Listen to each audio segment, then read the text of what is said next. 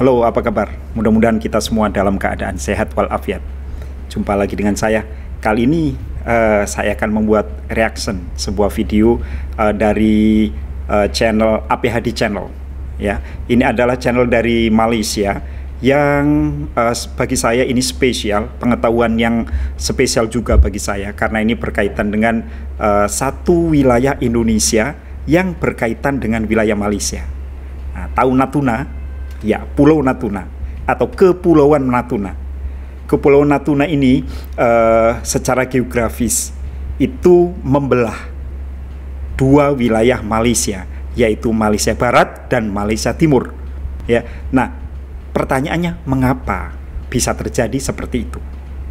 Yuk kita belajar bersama dan bagus banget untuk pengetahuan kita bersama. Kita mulai. Laut Cina Selatan sehingga kini menjadi kawasan isu pertikaian antarabangsa yang melibatkan beberapa negara Asia Tenggara termasuk negara China.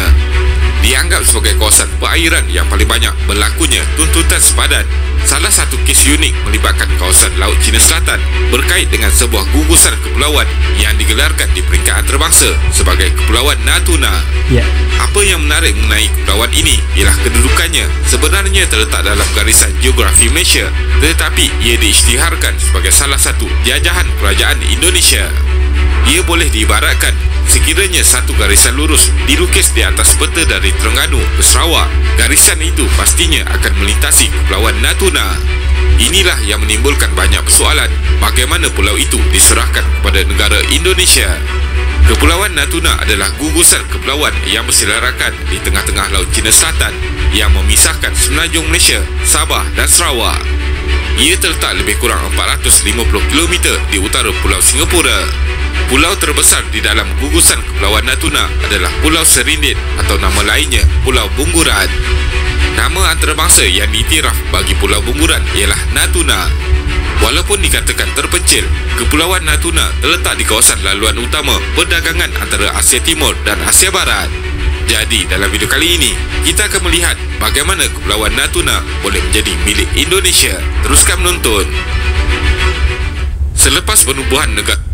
Ya, betul sekali guys. Jadi memang tidak hanya orang Malaysia ya, tapi orang Indonesia juga saya rasa tidak banyak tahu tentang hal ini. Bagaimana Kepulauan Natuna itu bisa menjadi wilayahnya Indonesia. Padahal jelas wilayah itu berada di antara dua wilayah Malaysia. Penasaran? Ayo terus lihat videonya.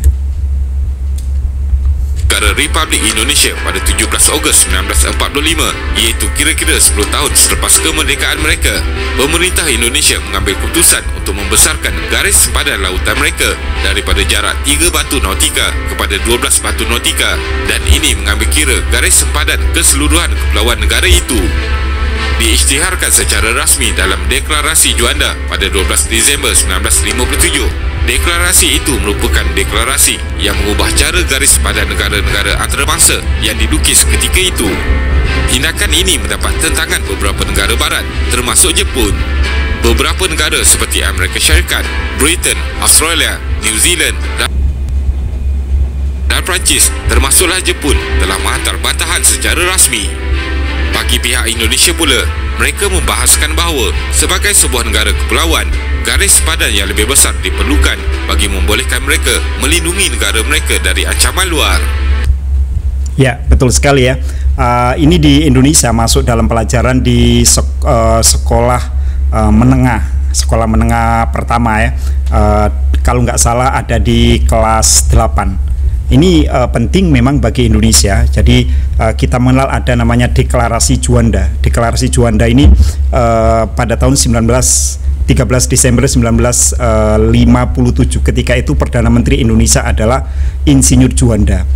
Melihat Indonesia yang bentuk wilayahnya kepulauan, perlu Anda ketahui bahwa wilayah Indonesia itu ada 17.400 pulau, dan antara pulau yang satu dengan pulau yang lain ini dipisahkan. Pada saat itu kalimatnya dipisahkan oleh laut dan lautan. Oleh karena itu ini sangat berbahaya jika tidak dibuat satu kesatuan yang bulat dan utuh. Maka Perdana Menteri Juanda ketika itu memiliki ide dan akhirnya mengeluarkan namanya Deklarasi Juanda yang akan berjuang di dunia internasional membuat wilayah Indonesia itu menjadi satu kesatuan bulat dan utuh seperti Anda lihat di dalam garis ini. Nah, ini garis sekarang ya, garis sekarang, sehingga kapal-kapal yang ingin masuk ke wilayah Indonesia harus izin dulu ke Indonesia. Ini sekarang. Tapi bagaimana prosesnya? Ayo kita ikuti video ini. Berdasarkan kepada garis padan baru ini, Kepulauan Natuna yang sebenarnya berada dalam kawasan geografi Malaysia turut sama diisytiharkan sebagai salah satu wilayah di bawah Indonesia. Tekanan antarabangsa nampaknya tidak menghalang Indonesia daripada terus mempertahankan kedudukan mereka, dan hasilnya pada tahun 1982, Pertubuhan Bangsa-Bangsa Bersatu PBB mengiktiraf apa yang Indonesia lakukan, dan ini sekaligus membolehkan Kepulauan Natuna dinobatkan secara sah tanpa boleh disangkal lagi sebahagian daripada Indonesia. Ya, jadi perjuangan Indonesia tidak mudah, saudara-saudara sekalian ya, untuk menjadikan wilayah Indonesia yang satu kesatuan yang bulat dan utuh ya. 57 mengeluarkan deklarasi, dan baru tahun 1982 perjuangan Indonesia itu diakui oleh dunia internasional ya, lewat Konvensi Hukum Laut di Jamaika 1982.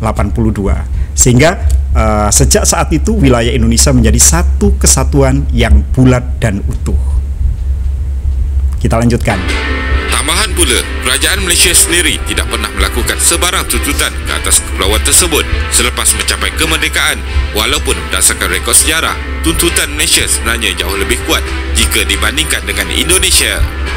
Selain itu, untuk tiba-tiba melakukan tuntutan secara mengejut, sedangkan kerajaan Malaysia sudah pun terbentuk sekian lama, boleh dijadikan asas untuk membatalkan sesebuah tuntutan. Oleh itu, isu Pulau Natuna di antara Malaysia dan Indonesia ini sudah lama dianggap selesai. Sejarah pendudukan Pulau Natuna terletak betul-betul di bahagian tengah Kepulauan Nusantara. Rekod terawal berkenaan kepulauan itu menyatakan tentang sebuah kerajaan yang berasal daripada percampuran kerabat Patani dan Johor Riau, di mana mereka dikatakan mula memerintah kepulauan itu sejak tahun 1597. Menurut sejarah, pemerintah pertama Natuna bernama Datuk Kaya dan berikutan hubungannya dengan kerajaan-kerajaan Melayu di semenanjung Tanah Melayu.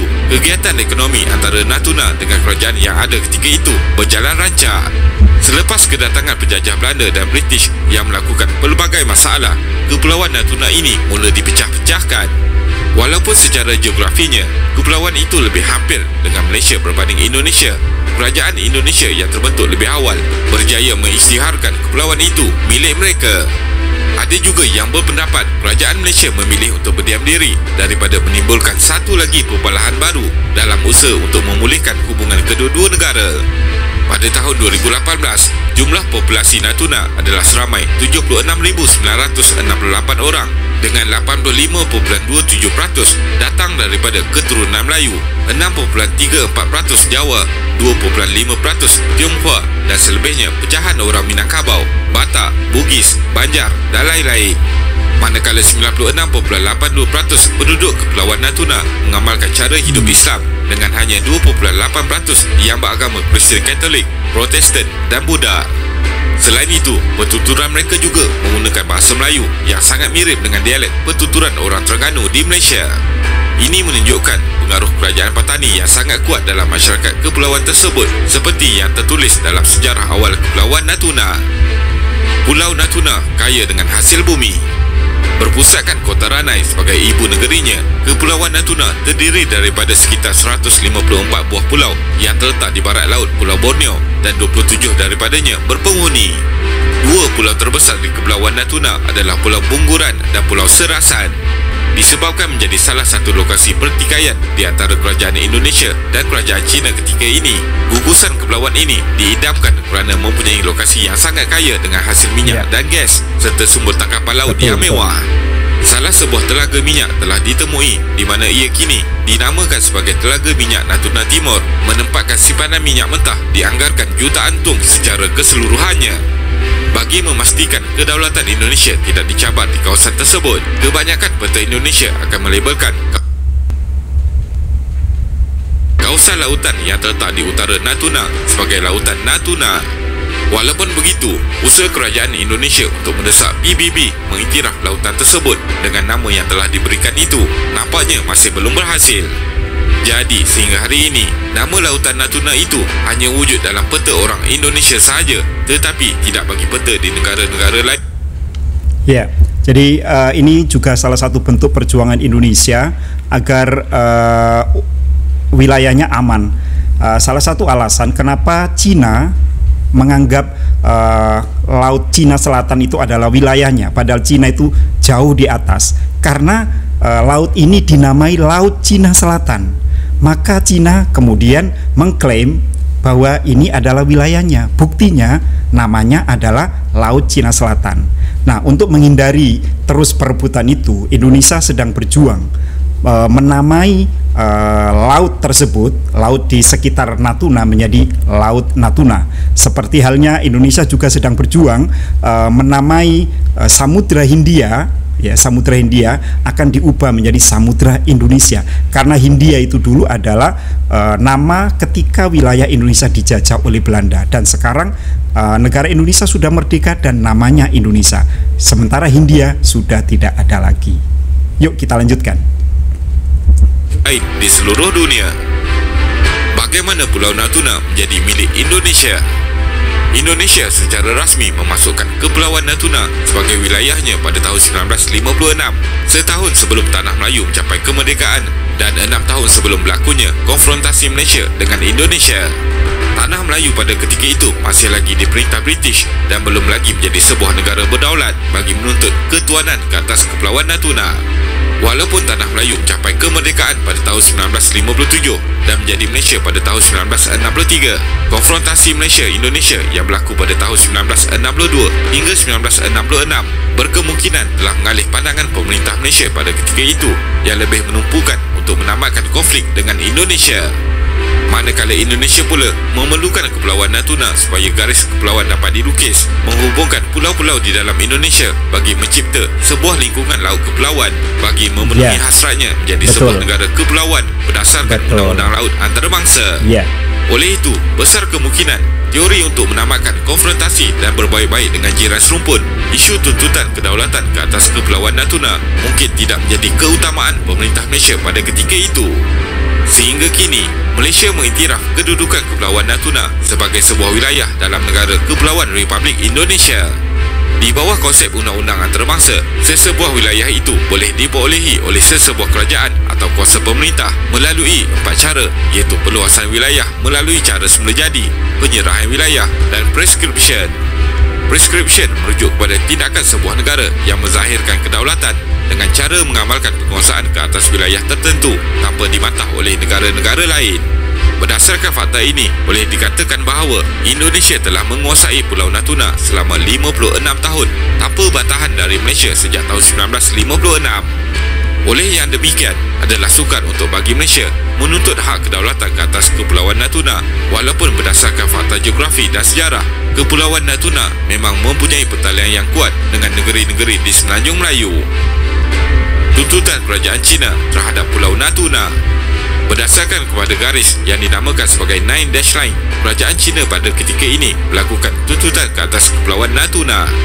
Garis sepadan itu diperkenalkan pada tahun 1947 dan ianya sentiasa dikemaskini berdasarkan kepada takrifan kerajaan China dan kerap kali menjadi punca perbalahan antara China dan negara-negara lain. Dalam satu insiden pada tahun 1993, delegasi dari China dilihat sengaja menggunakan peta yang diubah memasukkan kawasan Kepulauan Natuna dan kawasan sekitarnya sebagai sebahagian daripada wilayah China, iaitu mirip dengan peta asal Nine Dash Line yang diperkenalkan pada tahun 1947. Tindakan itu mendapat reaksi kerajaan Indonesia yang seterusnya meminta penjelasan. Melihat kerajaan China yang berdolak dalih, Indonesia memilih untuk menambah bilangan pesawat penggempur di Natuna serta menambah jumlah populasi di situ.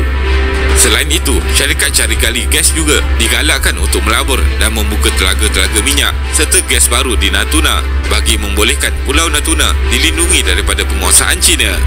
pada tahun 1995, perbincangan bagi menamatkan krisis itu nampaknya gagal dicapai dan tentera Indonesia juga telah memberikan reaksi negatif terhadap tindakan tarik tali China yang bertindak mencabar kedaulatan Indonesia di kepulauan itu.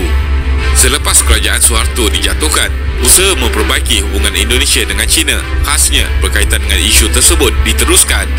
Kerjasama dan perjanjian berjaya dicapai di antara kedua-dua negara pada tahun 2005 dan sekaligus berjaya meredakan ketegangan yang berlaku antara kedua-dua negara. Namun begitu, pada tahun 2009, China sekali lagi melakukan tuntutan kepada PBB ke atas beberapa kepulauan yang menjadi rebutan, dan ini sebenarnya menunjukkan yang agenda China di Laut China Selatan sebenarnya masih belum selesai. Pada tahun 2021, China mengarahkan Indonesia untuk menghentikan sebarang proses cari gali minyak dan gas asli di wilayah maritim yang kedua-dua negara menganggap sebagai milik mereka. Kesimpulannya, fakta-fakta sejarah menunjukkan bahawa Kepulauan Natuna mempunyai berkaitan yang lebih jelas dan kukuh dengan negeri-negeri Tanah Melayu berbanding kerajaan-kerajaan awal di Kepulauan Indonesia. Walaupun begitu, dengan tiada tuntutan konsisten pernah dilakukan oleh Malaysia secara jelas mengiktiraf Kepulauan Natuna sebagai wilayah berdaulat bagi negara Indonesia. Kedaulatan Indonesia ke atas pulau ini telah mencipta ruang lingkup wilayah Indonesia yang membelah Malaysia pada dua bahagian. Tetapi isu sebenar yang mencabar kedudukan Indonesia adalah tuntutan kepulauan itu oleh kerajaan China dan sehingga kini masih belum selesai dengan jelas. Terima kasih kerana menonton dan jangan lupa subscribe. Jumpa lagi.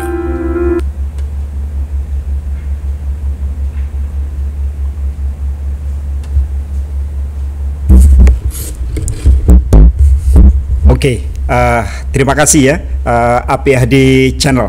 Jangan lupa subscribe APHD Channel.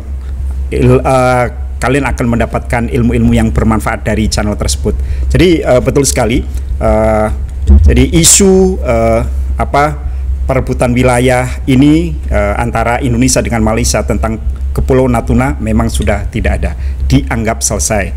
Namun Indonesia mendapat tantangan yang baru, yaitu dari China. Nah, sekarang Indonesia dengan China sedang berusaha semaksimal mungkin, seoptimal mungkin, dan perlu kerjasama dengan negara-negara lain. Karena jika China betul-betul menguasai Laut China Selatan, ini akan menjadi ancaman tidak hanya bagi Indonesia, tapi juga bagi Malaysia, bagi Singapura, bagi Thailand, bagi Filipina, Brunei Darussalam, dan negara-negara di sekitarnya. Terima kasih sudah menonton. Jangan lupa subscribe, like, dan komen. Assalamualaikum.